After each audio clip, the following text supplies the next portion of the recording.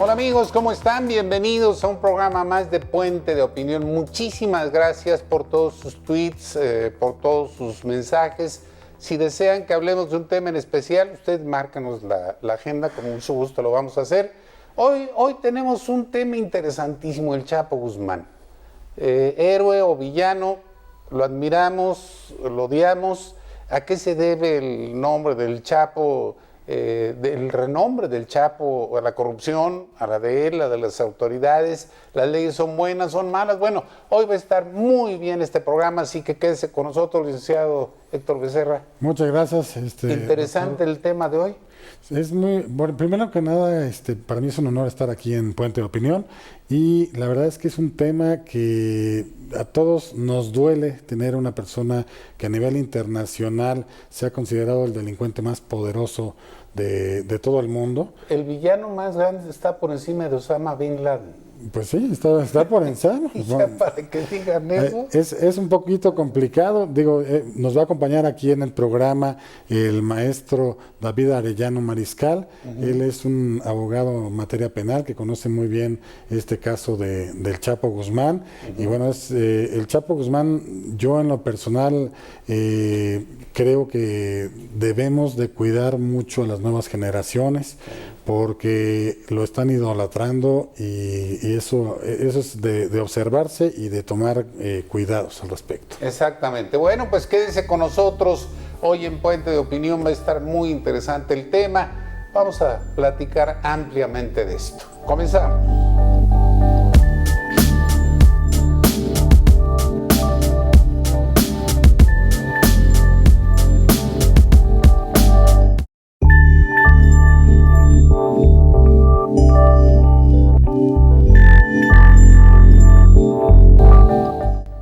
Bien, continuamos aquí en Puente de Opinión.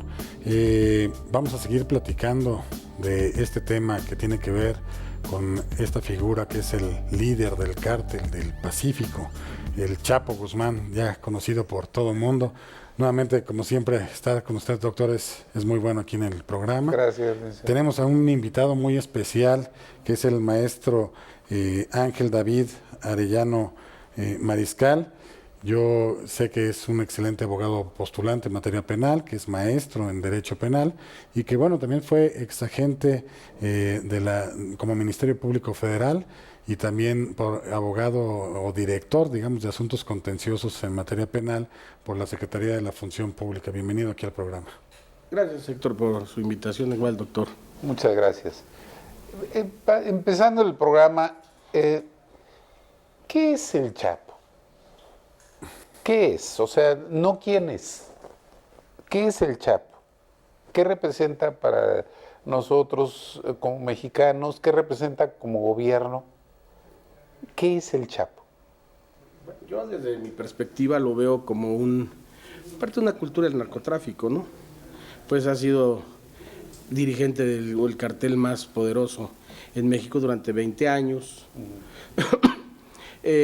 Forma parte de la cultura popular, como lo vemos también en ocasiones. Ya hay por ahí alguna marca de ropa. Exactamente. Entonces ve uno que, bueno, en México siempre hacemos apología de los malos. De los malos, ¿no? Ajá. Y bueno, evidentemente pues da la imagen del parte del crimen que hay en este país, ¿no? ¿Aquí nada más? Bueno, sus efectos originalmente empezó aquí, pero fue trascendiendo a Europa, a Estados Unidos, a todos los continentes tenía relación, ¿no? En varios continentes, en la operación del tráfico de narcóticos, operaciones con recursos ilegales, dinero. Pero para hacer la figura que es necesario, porque o sea, el Chapo, por ejemplo, empezó siendo un sicario, empezó como todos, como dicen, desde abajo, con gente muy poderosa de allá Sinaloa, después ya se fue con el Señor de los Cielos, que era su compadrito, o algo por el estilo, con el Güero Palma, con todos ellos. Pero ¿qué se necesita para que una persona con esas características llegue a donde está? Una, que tengamos leyes laxas. Dos, que se apliquen leyes laxas, o que tengamos leyes francamente malas. O la corrupción, totalmente, ¿no? Que es Exacto. ¿Qué se necesita? Yo más bien no creo que tenga la culpa nuestra propia ley, sino quienes la operan, ¿no? Él, en su origen, nace en Badiraguato, Sinaloa. Era un agente de clase humilde, por lo que he podido estudiar de su vida, y empieza pues en el comercio de manera menor. Posteriormente pues se dedica a la venta de marihuana con el apoyo de un tío, según la historia que se cuenta. Pero pues fue una gente que fue desde abajo creciendo en un grupo delincuencial, y evidentemente pues creció de manera exorbitante. Desafortunadamente un buen talento, pero empleado para cosas ilícitas, ¿no? Ojalá hubiera sido para algo lícito, ¿no? Pero desafortunadamente lo opera así. Y desde mi perspectiva, el problema no estriba en la ley, estriba en la aplicación de la ley y quien la aplica. Porque en nuestro país, bueno, siempre vemos comúnmente que los asuntos, cuando toman tinte político, la falta de autonomía de las procuradurías que están supeditadas al Ejecutivo local, o en su caso la Fiscalía General de la Nación está supeditada al Ejecutivo Federal. No hay una autonomía del Ministerio Público. Eso es parte de la problemática de que la justicia sea para unos y para otros, ¿no? Pero de 20 años a la fecha no se han modificado leyes que endurezcan, que hagan más transparente la aplicación de la ley. Pues realmente hay algunas reformas en materia de delitos contra la salud aquí en nuestro país. Sin embargo, se le dio, por ejemplo, una ambivalencia que pudieran intervenir las autoridades estatales cuando no excedan de las tablas multiplicadas por 1000 de ciertos estupefacientes. Sin embargo, aunque ya puede intervenir la autoridad del Fuero Común y no le quedó la carga de combatir el narcotráfico o el narcomenudeo, no le quedó la carga al gobierno federal porque ya se repartió con los estados, creo que la estrategia no ha sido muy bien aplicada. Bien aplicada. El problema no está en el aseguramiento del narcótico, en la disolución de bandas que se dedican a la venta de narcóticos. El problema viene desde la educación, la cultura. Si no hay consumo, no hay venta de narcóticos. Claro. Entonces, si México, que era un país anteriormente de paso, ahora, se ha convertido en un país consumidor, porque bueno, ahora es más fácil ve uno más tienditas de venta de droga que misceláneas en la ciudad, ¿verdad? Es algo que se ha perdido el control que se tenía. Antes había pocos lugares, hoy en todos lados se vende. Pero eso se da, por ejemplo, por una colusión de la gente encargada de la aplicación de la ley. Anteriormente lo que decía, era un tráfico de drogas, nada más. O sea, se pasaba por México, se les permitía pasar y ya era todo lo que... Pero los empezaron a pagar con drogas a los cárteles mexicanos y empezaron a vender la droga aquí en México. Empezó a haber una colusión con la policía, con los aplicadores de la ley. ¿Por qué no se hizo o no se tuvo una mano más dura, por decirlo de alguna manera? La política criminal no ha sido la correcta, ¿no? Lo vemos y es notorio que no ha dado resultados, no ha dado objetivamente. Ahora, si nos vamos solamente en la aplicación de la ley está bien, pero viene la otra parte que creo que es donde estamos viendo cosas medias raras, y esto vamos a formar, estoy tratando de formar una rueda. Yo lo que creo aquí es que México lamentablemente sí está sobreregulado. O sea, un país con muchas leyes es un país corrupto. Ahí yo no creo que sea tanto el cambiar normas o endurecer o ampliar las sanciones por normas, sino la parte de la aplicabilidad. Esa es la parte que yo veo que sí debe de hacerse más ágil. Lamentablemente cambiamos al sistema penal acusatorio, es un sistema oral, es un sistema que lejos de ayudar ha hecho que sea una negociación, la justicia penal, de yo pago esto, pero no me privan de mi libertad. Esa cuestión sí es un poquito complicado. Socialmente hablando, ¿por qué? Porque México no está preparado para tener este tipo de sistemas penales acusatorios, porque nuestra policía no es una policía como en países avanzados que aparte se respete por parte de la población. No es una policía de investigación. No es una policía de investigación y no está capacitada. Un policía hoy por hoy es el primer respondiente que llega a un lugar donde aconteció algo y tiene que saber desde medicina, para saber cómo encuentra a lo mejor un cuerpo tirado, digamos, ahí en el piso, tiene que saber de psicología, tiene que saber de criminalística, tiene que saber de muchas cosas. Hoy sabemos que los policías lamentablemente no están capacitados para actuar en este tipo de sistemas y pues asumimos un sistema que pensamos y apostamos a que fuera lo mejor, lamentablemente no no ha dado los resultados debidos. Aquí dicen, por ejemplo, de la educación a la policía, la educación a los ministerios públicos, No se ha de capacitado. primera intención. No se ha capacitado del todo a los ministerios públicos, yo creo, o sea, siguen tomando cursos todo el tiempo, porque lamentablemente los jueces del sistema penal acusatorio, sobre todo los jueces de control, saben identificar si los ministerios públicos no saben, como parte acusadora, si no saben ni no conocen bien el sistema nuevo, los exhiben. Y eso, pues, lamentablemente sí es una ofensa muy grande a la Procuraduría. Le han estado invirtiendo muchos millones de pesos a la capacitación, pero hoy por hoy, pues, todavía no está del todo definida esa parte. Yo creo que se tiene que apostar un poco más a la capacitación, mejor implementación, pero también creo que no debemos de alentar a este tipo de personas como los Robin Hoods, porque lamentablemente en México hicimos esta parte de enaltecer totalmente al Chapo Guzmán, lo vemos como un héroe nacional. Incluso yo recuerdo cuando salió la segunda ocasión del penal donde estaba en Almoloya, me acuerdo que todo el mundo celebraba que había burlado a las autoridades. Pues ¿quién va a celebrar el que se vaya un delincuente de Claro, de ese tamaño? de ese tamaño? Pero la gente decía, sí se pudo, qué bueno, y hasta lo hicimos memes, hicimos cosas y todo, ¿no? Pero a ver, ¿pero por qué se da eso? ¿Por un rechazo absoluto a la autoridad? ¿Por las pifias de la autoridad? ¿Por qué se da esa circunstancia?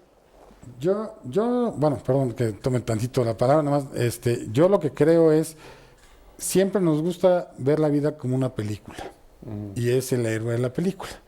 Burló a las autoridades, se fue, y aparte, pues, todos los niños o los jóvenes que luego no tienen posibilidades económicas, lo ven como alguien, como un ejemplo de ser, alguien que tiene dinero, tiene mujeres, tiene viajes, tiene de todo, sí, pero ¿y su tranquilidad dónde está? Porque no tiene tranquilidad él en nada. Yo no sé, la pregunta aquí sería, bueno, ¿no aplicación de ley como en México? ¿O aplicación sin ley como en otros países? Por ejemplo, Estados Unidos ahorita, con él. Porque realmente no le están haciendo un juicio muy legal y Ortodoxo. con derechos y con ortodoxos. Lo están haciendo de manera ilegal. ¿Qué es preferible, esta o esta? Adelante. Bueno, primero que nada, a mí me gustaría hacer mención de algo importante. Hablamos del sistema penal acusatorio adversarial oral que se implantó en México en la reforma de 2018 y supuestamente iban a ser 8 años para la transición, bueno, en materia federal. Ya en los últimos 2 años fue cuando salieron corriendo a implantarlo, ¿no? Entonces, y en materia local, pues en algunas entidades federativas fueron pioneros, ¿no? El problema de este sistema es que, primeramente, si bien no hubo la capacitación adecuada, tenemos buenos servidores públicos en Procuración de Justicia, en Administración de Justicia, tampoco todo es malo, no podemos decir, estamos bien en muchas cosas. Desafortunadamente, no es simplemente la capacitación. Los agentes del Ministerio Público laboran en condiciones, en algunas entidades o federales, en condiciones muy deplorables, con bajos salarios. Las policías no se les paga un salario digno. Eso forma parte de un vicio que se viene retroalimentando y genera corrupción. Si queremos justicia, la justicia buena cuesta. Entonces, el país no le invierte lo que debe de invertir en justicia. vemos el juicio de... La gente considera que la justicia de los americanos es más eficaz que la nuestra. Bueno, desde mi perspectiva y punto de vista, cuando no hay un elemento político involucrado, un elemento social involucrado, cuando son asuntos comunes, se resuelven bien. Un favor, vamos rápidamente a un corte, regresamos aquí en Puente de Opinión y nos quedamos precisamente en eso, en la aplicación, por ejemplo, Estados Unidos, si se resuelve bien y si hay una cuestión política, pues estamos viendo cómo se resuelve también, pero bueno, regresamos a Puente de Opinión, quédense con nosotros.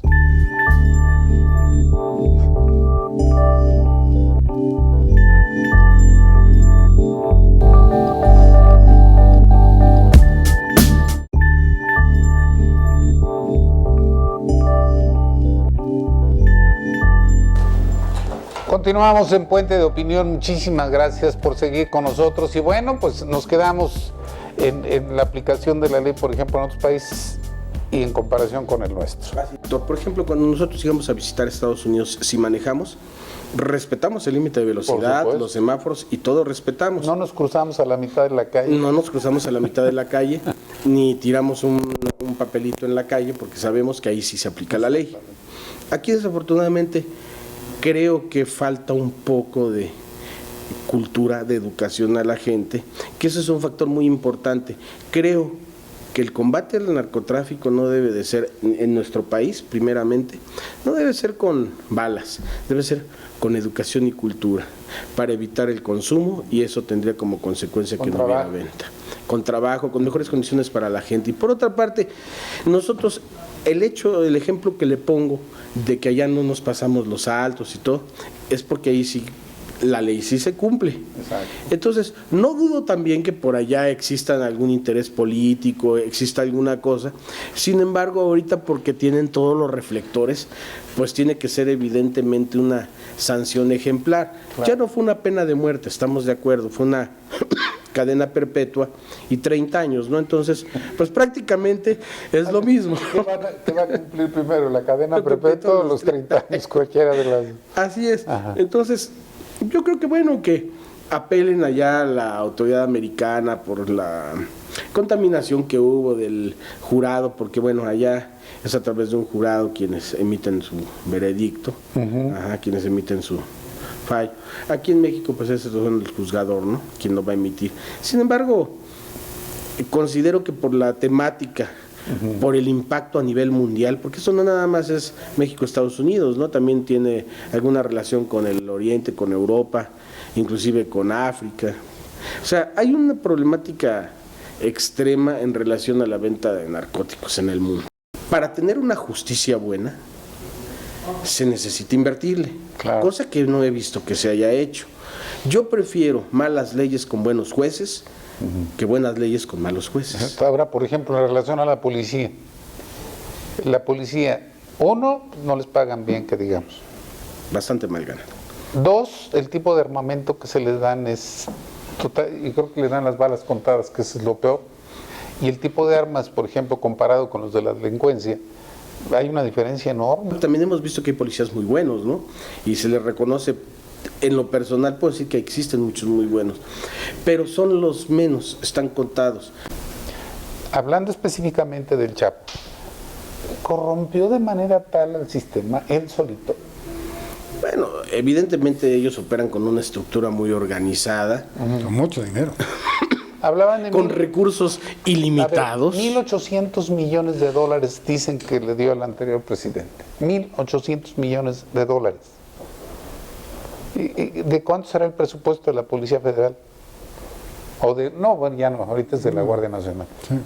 Pues no creo que llegue a los 1.800. No, y la fortuna del Chapo que supuestamente, es difícil comprobarlo y difícil de ubicar, pero dicen que tiene una fortuna de 12,000 millones de dólares. 14, ya dijeron los Estados Unidos. 1.800 millones para él no es ni el 10%. Sí. Para corromper a todo un presidente, un sexenio. Es nada. Pero aquí la parte interesante sería, ¿de veras tenía ese poder de corrupción él solo? Pues, ¿O se necesita la cooperación de todos? Bueno, poderoso caballero es don dinero, ¿no? Evidentemente había un control para poder trasladar el narcótico por carreteras, por aeropuertos, pasar las fronteras. Eso es una organización, no fue de una sola persona. Si bien había un líder, pero es un trabajo conjunto, son varias células que operan. Es complicado toda la estructura delincuencial ahí. Sin embargo, volvemos al tema. En Estados Unidos, por lo menos tratamos los mexicanos de ahí, vamos allá y respetamos la ley. ¿Por qué aquí no hacemos lo mismo? ¿Por qué aquí no nos dejamos de pasar los altos? A ver, dejen de tirar basura. ¿Por qué? Porque aquí dicen, bueno, aquí el policía pues le tiro la gorra y no pasa nada. Allá le tira la gorra al policía y lo arresta mínimo. Le tiran los dientes. O lo somete con violencia. Aquí no, la policía no tiene bien delimitado hasta cuándo puede ejercer la fuerza, ¿no? Entonces, aparte no tienen el respaldo adecuado muchas ocasiones cuando ejercen la fuerza, que es la única forma de someter a la persona después. Intervienen otras instituciones, que hubo un abuso, etcétera, ¿no? Creo que falta mucha cultura en relación al respeto a las autoridades. No se les tiene porque tampoco se lo han ganado muchas, ¿verdad? No se lo ganan. Ese es el otro detalle. Ese es el otro problema, que no ayudan mucho. Y ahorita, por ejemplo, con todo lo que estamos viendo, a los que no les deben de dar amparo se los dan, y a los que deberían no se los dan, se los niegan. No, es que ahí también digo, la aplicación de justicia en nuestro país también. Por eso decía hace ratito, decía hace un momento, decía precisamente que desde el policía que no levanta bien las cosas en un procedimiento, hasta en el momento que llegan con la gente del Ministerio Público, parece que ya van arreglados desde antes las cosas. A mí me ha tocado ver, yo creo que a todos hemos tenido algunos incidentes, y llegamos y el policía nos está convenciendo que dejemos las cosas así. Pero es que mira, el señor viene borracho, viene hasta acá y golpeó un cochecito chiquitito de esos de golf, tiró a mi hija, tiró a mi mujer, y pues ya déjelo, ni le van a hacer nada. El policía. Falta de cultura de denunciar. Llegamos y me dicen, y de veras lo va a denunciar así, pero es un chavo, lo va usted a marcar de por vida. Y yo nada más le digo, bueno, está bien, ¿y si la mata? ¿Y si la próxima atropella a alguien? Entonces, yo creo que desde ahí empieza algo, y a lo mejor le sacan dinero al muchacho o llegan y arman mal las carpetas iniciales, y de ahí es donde empieza todo, y es donde la gente se enoja, porque dice, bueno, ok, detienen a los narcos ahorita, a los narcomenudistas. Pues la cara está llena de narcomenudistas, no de verdaderos narcotraficantes, a menos de que alcancen cierta notoriedad. Exactamente. Cuando alcanzan cierta notoriedad, entonces sí ya los bajan para que los otros suban. Pero ¿hasta dónde la ley permite eso? Las investigaciones también, volvemos al tema, son deficientes. No sé, es una investigación. Vamos al origen. Desde que llega la agencia del Ministerio Público, es decir, en cualquier hecho delictivo, la policía no denuncia con el ánimo de no trabajar la gente, ¿no? Que sí se debe uno de invitar cuando son delitos por querella, pues que de una vez lo solucionen, ¿no? Si pueden llegar a un acuerdo y por economías procesales. Sin embargo, ellos tienen la idea de que nunca se formule querellas ni denuncias. Ahora, la policía también, ¿qué hace cuando hacen su IPH, informe policial homologado? Muchas veces quiere negociar con la gente y plasmarlo de una manera en la que no ocurrió, cambiar las horas en las que fue la detención. Hay una serie de situaciones que son maleables o manejables por ellos. Entonces, eso puede cambiar el destino de una carpeta de investigación. Exacto. Totalmente. Desgraciadamente, los policías que tenemos, como vuelvo a repetirlo, no están en las condiciones adecuadas. A veces les gana el interés económico, la necesidad, el interés económico, que la justicia. Entonces, no podemos exigirle a nuestros policías, a nuestros ministerios públicos, cuando están en una situación como la hemos visto todos, no muy adecuada para el tipo de función que se desarrolla. ¿Por qué no se le invierte igual a la procuración de justicia que la impartición de justicia. Claro. Deberían invertir igual, tanto procuración como impartición, que tengan las mismas condiciones la procuración de justicia que la impartición de justicia. Allá en el extranjero, en Estados Unidos, los fiscales federales son muy respetados y queridos. Aquí no se ve mucho eso, ¿verdad? Los fiscales del fuero común también allá, los fiscales estatales, se les respeta a la autoridad. Aquí no lo hay y no se han ganado muchos ese Esa es respeto. la otra. Ahora, para irnos a un corte, la pregunta en el aire sería, ¿está bien si llevan la droga en una que otra tonelada? Miles de toneladas de drogas se las llevan y nos regresan toneladas de dinero. ¿Cómo pasa? ¿Es ¿cómo se llama? Transparente. Lavado de dinero. ¿Cómo pasa? ¿A dónde va? ¿Va a los sistemas financieros internacionales? ¿A dónde va? Y si las leyes permiten todo ese tipo de situaciones. Bueno, el dinero seguramente viene en efectivo y aquí se abren empresas y esas empresas les dan las abren con todos los requisitos de ley y empiezan obviamente a hacer operaciones con recursos de procedencia ilícita para volver lícito el dinero que traen, que es producto del narcotráfico, ¿no? Sin embargo, evidentemente esto también es otro sistema es otra parte del sistema de operación de ellos. Comúnmente pues no pueden pasar por bancos ni nada. Entonces ese dinero debe de pasar en efectivo por la frontera para acá. Por empresas, por acciones, o incluso internacionalmente, ¿no? Porque tenemos ahí varios ejemplos de beneficios y lugares paradisíacos fiscalmente hablando, ¿no? Vamos a una pausa comercial y volvemos. Muchas gracias.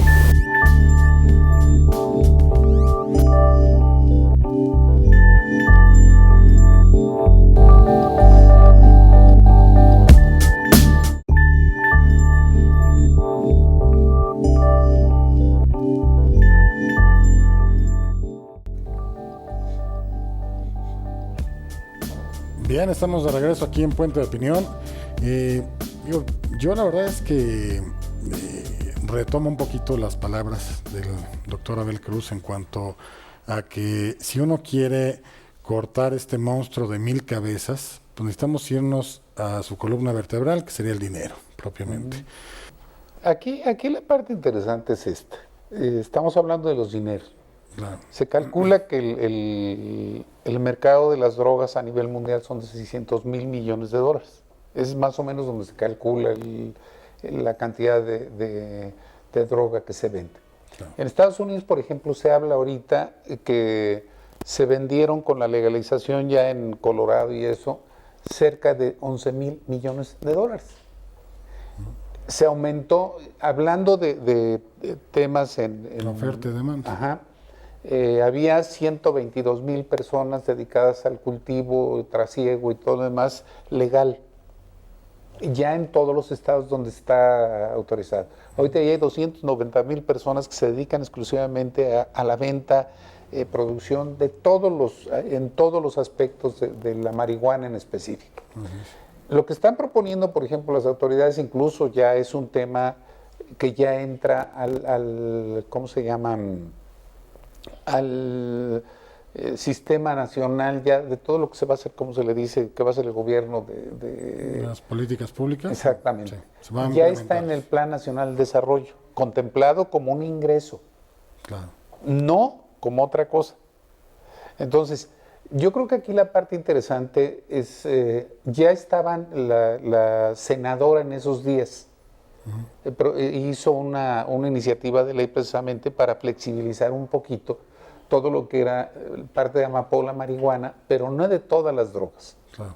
Ese es por un lado. Y por el otro, se dieron 38 permisos para algunos productos derivados de la cannabis, que eran cosméticos, remedios herbolarios, bebidas y alimentos y una parte textil. La parte textil incluso ya se estaba trabajando desde antes. Había 5 compañías que podían traer productos derivados del cáñamo, pero las echaban de reversa. Claro. Yo veo una incongruencia aquí, porque por ejemplo, los que obligan al gobierno a no aceptarlo, y hay que ser claritos, porque de repente son unos hipócritas, y dicen que Estados Unidos nada más nos dice que si nos da una sugerencia. No, nos dice si se puede o no se puede. Y el gobierno desgraciadamente lo acepta. Y hay gente que dice es que nuestra dignidad, alguien salió diciendo eso hace poco. Claro. Y uno dice, está bien, pues ¿a qué precio vendimos la dignidad? Pues al precio que nos hicieron dependientes de Estados Unidos. Cuando no éramos dependientes de Estados Unidos económicamente por producción del petróleo, por otras cosas, podíamos decir y hablar. Ahorita no podemos porque nada más le cierran tantito acá el ingreso y la economía se cae. Entonces, ellos dicen que nosotros no podemos legalizar la marihuana específicamente, y ellos casi en el 60% de todos los estados en Estados Unidos está legalizado. A nivel federal no, pero a nivel estatal sí. Bueno, ¿y qué está pasando con todo eso? Que todo lo que venden es una gran cantidad de impuestos. Ya no estamos hablando de dinero de mano tras mano, sino de impuestos, lo que está pagando la gente de impuestos por el negocio. Si en México se abriera esto, y se vendiera legalmente lo que se vende ilegalmente, porque no nos hagamos guajes, el mercado negro es una cosa espantosa lo que hay en México, ¿sí? Y es en todos lados. Si alguien quiere y nos saliéramos ahorita a la esquina, y le dijera al mesero de un restaurante, oye, consígueme una tacha, se la consiguen. O al bolero, o el señor que vende chicles. No el narcótico, no, y se la traen. Claro. ¿Quiere vapeadores? Los que quieran. ¿Quieren vaporizadores? Lo que se les antoje. Bueno, eso es lo que legalizaron, y esos son impuestos. O por ejemplo, en bebidas, ya hay en Estados Unidos hay un restaurante de ¿cómo se llama? Con chef y todo, de gourmet, donde exclusivamente se venden productos con cannabis. Aquí otra vez mi pregunta es esa. Económicamente, entra en la economía formal todo el dinero de la economía informal. ¿Qué hacer? Tenemos que combinar el control de la parte legal a la parte económica, o la dejamos que siga fluyendo tal cual y se paga con muertos y se paga con otras cosas. Y desafortunadamente, lo que está prohibido es lo que nos gusta, ¿no? Comúnmente dicen por ahí, ¿no? Aquí, ¿qué sucede? El narcotráfico, el uso de narcóticos es un grave problema de salud pública hoy en México. ¿Qué es mi salud? Que yo puedo hacer lo que quiera con mi cuerpo, etcétera. Eso es una cosa que mucha gente alega. Yo en lo personal considero que sí se genera un conflicto cuando una persona consume estupefacientes psicotrópicos de manera irregular. Ahora, sí es entendible por cuestiones de salud terapéuticas que se les dé, claro que sí, eso debe de estar, ya debería estar legislado y autorizado todo tipo de narcótico para cuestiones de salud, para tratamientos de salud. Y se usan de manera legal además. Así es. El 10% de la población en general usa psicotrópicos en México, el 10%. Así es. ¿Sí? El punto es, ya necesitamos una legislación moderna donde sí se considere todos los narcóticos para cuestiones terapéuticas autorizados, y que obviamente lleva un control muy riguroso de quién los produce, etcétera, y cómo llegan al público. Lo que no se puede permitir es, yo no comparto la idea del uso lúdico, no comparto la idea, no considero que sea adecuada. Todo lo que va en contra de la naturaleza no está correcto. Digo, el cuerpo humano no requiere tetrahidrocannabinol para funcionar. Dijéramos, es que si no tiene marihuana no funciona. Bueno, pues si fuera necesario. Desgraciadamente, la opinión de algunas autoridades ha sido en otro sentido. Yo no creo que la solución esté en legalizar nada, no lo considero así. Estaríamos generando un problema mayor de salud pública. Lo que debe de hacerse es un plan de educación, cultura, para que desde la gente que nace, desde los niños pequeños, etcétera, sepan y conozcan el alcance de las drogas, y que no continuemos siendo consumidores, que pasemos dejemos de ser el país consumidor que ahora somos, para poder salvar el problema del narcotráfico. De otra forma es difícil, nunca se va a resolver con balas. Y al final, pues esas estructuras, si no tienen venta, no tienen recursos, y si no tienen recursos tienden a desaparecer. ¿Qué mejor manera de decir? Nadie compra narcóticos, pues ahora van a buscar vender aguacates, ¿no? ¿Qué está ocurriendo? He escuchado que ahora algunos grupos delincuenciales ahora ocupan los cerros para sembrar aguacates. Digo, es un negociazo, ¿eh? Claro. ¿Y qué pasa? No es marihuana, no es amapola, no hay mucho problema, si acaso, bueno, algunas sanciones administrativas, etcétera, pero pues nada grave, ¿no? De que hayan sembrado aguacates, se hayan implementado sistemas de riego de goteo. Entonces, volvemos al tema. El narcotráfico, los cárteles de las drogas se han diversificado y tienen varios ya tentáculos. Ya no nada más venden narcóticos, también ya tienen negocios lícitos donde van lavando su dinero, van generando más riqueza. Entonces, es un problema cultural, económico y social que no se ha querido resolver porque no se tiene la voluntad tampoco. Porque en las casas de los jóvenes, el papá, la mamá, oye, ¿no has visto raro a Carlitos? ¿Por qué? Es que llega y se mete a su recámara, huele feo, se esconde, le he visto los ojos rojos. La propia familia debe de empezar a poner orden y establecer y explicarles cuál es la problemática. ¿Qué sucede con el joven? Al joven primero llegan y le regalan la droga, ya cuando le envician se la venden, después cuando ya no tiene dinero para comprar porque va creciendo su grado de adicción, empieza a robar y acaban matando gente o asaltando bancos o convirtiéndose en parte de una asociación delictuosa. Si no hubiera esa cadena o ese eslabón de que empezaran consumiendo el narcótico, no tendríamos tantos problemas como hay sociales ni económicos, ¿no? Porque pues estudian familias. Sí. El problema aquí es que desgraciadamente ojalá fueran los jóvenes. El problema es que empieza desde los niños en las escuelas primarias. Así es. Donde empiezan con procesos de tipo alcohólico. Había un lugar, por ejemplo, donde había más cantinas que escuelas, y era en Michoacán. Precisamente cuando entró el ingeniero Cárdenas, me parece, como gobernador, Cárdenas Batel. Ellos cerraron precisamente muchas cantinas porque estaban en esa circunstancia. Pero empiezan desde pequeños. Pero otra vez vamos a la corrupción, al flujo de dinero, a la pésima educación de policías y encargados y a la mala administración de la ley. ¿Qué podemos hacer en todos los niveles, de actuación? ¿Para qué se llevaron al Chapo? ¿Para qué lo mandaron? ¿O para qué mandan a narcos? Y uno diría que los tengan allá, pero ¿para qué los tienen?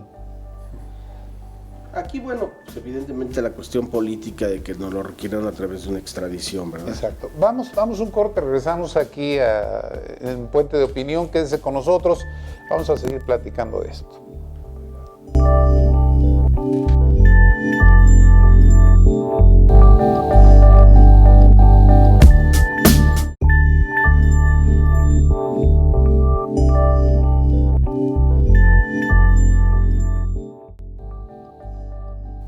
Bien, seguimos aquí en Puente de Opinión. Bueno, es que hay muchas incógnitas, ¿no? ¿Qué podemos hacer? Que fue la parte final, digamos, del bloque. Yo creo que lo hemos hecho, insisto, un Robin Hood. Estas narcoseries que han estado saliendo fomentan totalmente el actuar de los jóvenes, de los niños, y lo idolatran totalmente. Creo que deberíamos apostarle por enseñarles lo que vive realmente un narcotraficante que no puede echar raíces en ningún lado, tiene que estar escapando, y no nomás es él, toda su familia. Porque yo conozco a una persona que que es hijo de un narcotraficante muy famoso, y él hizo una película donde narra lo que él vivió en su infancia. Y dice que es lo peor que le pudo haber pasado, porque nunca tuvo amigos, una escuela, una educación normal como cualquier otro muchacho, balaceras por todos lados, tenían que estar saliendo a deshoras en la madrugada de un lugar a otro. Eso es lo que no nos platican, digamos, estas narcoseries, en el sentido de lo que viven realmente, la psicosis que viven la familia por estar yendo a salto de mata, digamos. Pero lamentablemente también creo, como otra conclusión en lo personal, ya ahorita le cedo aquí el uso de la palabra, creo que lamentablemente, por más que mejoremos la implementación de las leyes, que tratemos de controlar un poco más la corrupción, lamentablemente todo recae desde el ámbito político, lamentablemente. Y veo que es un gran negocio el narcotráfico, porque empieza, digamos que desde Colombia compro, no sé, $100 de, no sé, cocaína, marihuana, algo, y en base a que va subiendo a Estados Unidos se va multiplicando totalmente, hasta que llega a que esos $100 ya no fueron $100, ya me deja a lo mejor $1,000, $10,000, no sé, el kilo a lo mejor de Se cocaína. habla que un kilo de cocaína puesto allá en Colombia, por ejemplo, anda entre 800 y $1,000. Okay. Cuando llega a Nueva York, por ejemplo, vale 40,000 dólares. O sea, ¿qué negocio Y te deja en esa? puro, Sí, pura. claro. Y después ya vienen los cortes, y entonces ya... Lo rebajan, digamos, para que se haga mucho más, ¿no? Pero yo lo que creo es que ningún negocio es tan noble en cuanto a económico, en lo económico se refiere, y por eso pues muchos políticos están metidos en este negocio, en este gran negocio, pero ojalá y sí en un futuro podamos regularlo más, porque lamentablemente esto de que ahora nos volvimos un país consumidor, digo, lamentablemente puede haber muchos accidentes, y pues a lo mejor van a pagar justos por pecadores, ¿no? Exacto. ¿Cómo hacer? ¿O cuál sería la escalera? Bueno, aquí viene, como diríamos, la parte medular de todo esto. A mi punto de vista personal, creo que debemos de comenzar por una educación integral desde los niños para ir cambiando de manera gradual el posicionamiento que hay en México en relación a los narcóticos. La modificación a la ley, el endurecimiento de las penas, no es un remedio ejemplar.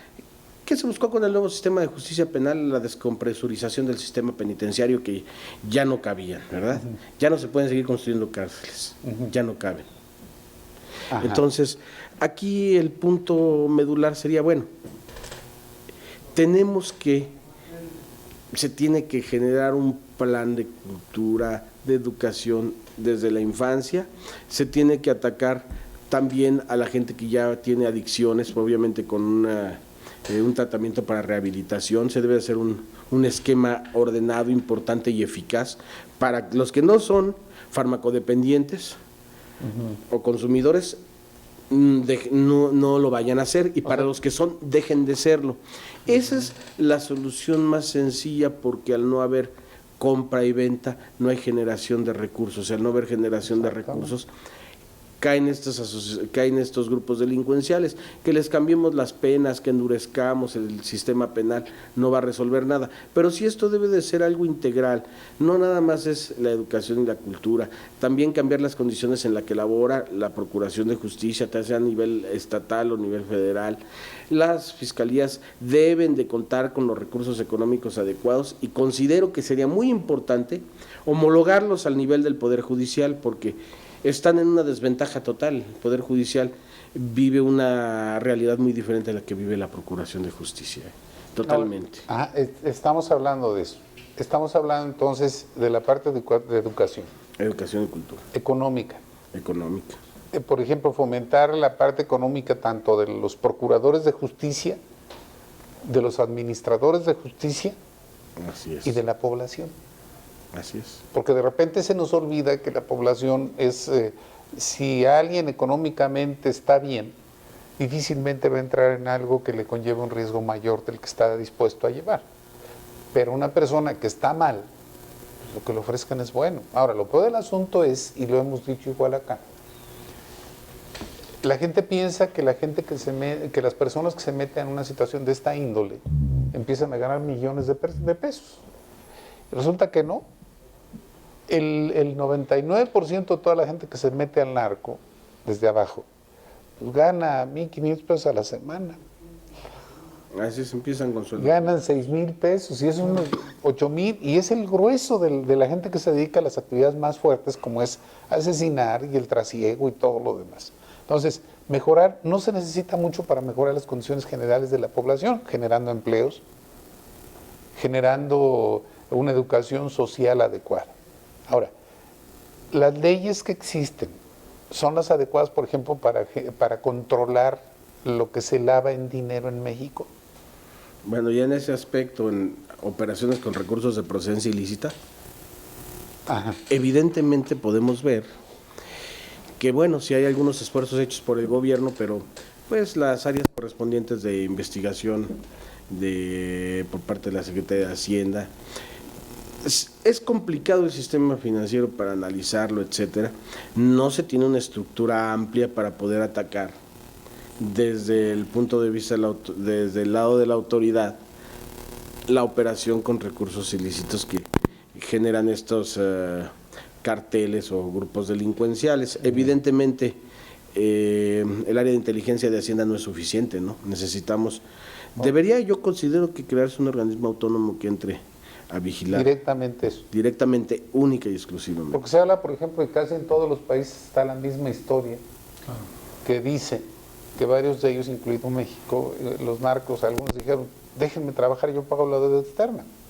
Letelier, por ejemplo, en Colombia, el que se compró una islota y todo lo demás, que lleva una vida muy fastuosa, él decía eso, déjenme pagar la deuda colombiana, toda completita. Yo la pago, quién sabe cuánto tendría. Las caletas de este señor Pablo Escobar, cada caleta de $600 millones, y perdió todas casi. Así es. Entonces, aquí la parte interesante es esta. ¿Será cierto que un sistema financiero internacional colapsa si se corta de golpe todos los ingresos por narco? Pues, yo creo que son motores económicos a nivel internacional y sí pueden colapsarse si Hay bancos, por ejemplo, que han sido castigados, que ahorita son los que andan alegando por otras cosas. Nos han multado. Pero pues es una multa mugre. Bueno, Perdón. las revisiones que traen sí son bastante fuertes. Pero siguen trabajando. Sí, siguen, bueno, y seguirán trabajando. Ese es el problema. Entonces, aquí la parte interesante, yo creo que sí tenemos que ponernos a pensar, es lo que decía el maestro, tenemos que llevar todo un fundamento adecuado, pero en todos los niveles. No nada más decir, ok, la policía es mala, todos son corruptos. Los jueces todos son corruptos. Yo creo que la gente que nos dijeron alguna vez que éramos corruptos por naturaleza, pues a mi papá nunca me dijo que robara yo. Bueno, aquí la parte interesante es esta, ¿hasta dónde podemos hablar de corrupción? Si al Chapo lo mandan y a un gobernador aquí, pues un juez ya determinó que ex gobernador, ya determinó que por lo que se le está juzgando y con lo que arregló para que lo juzgaran, lo dejan ir.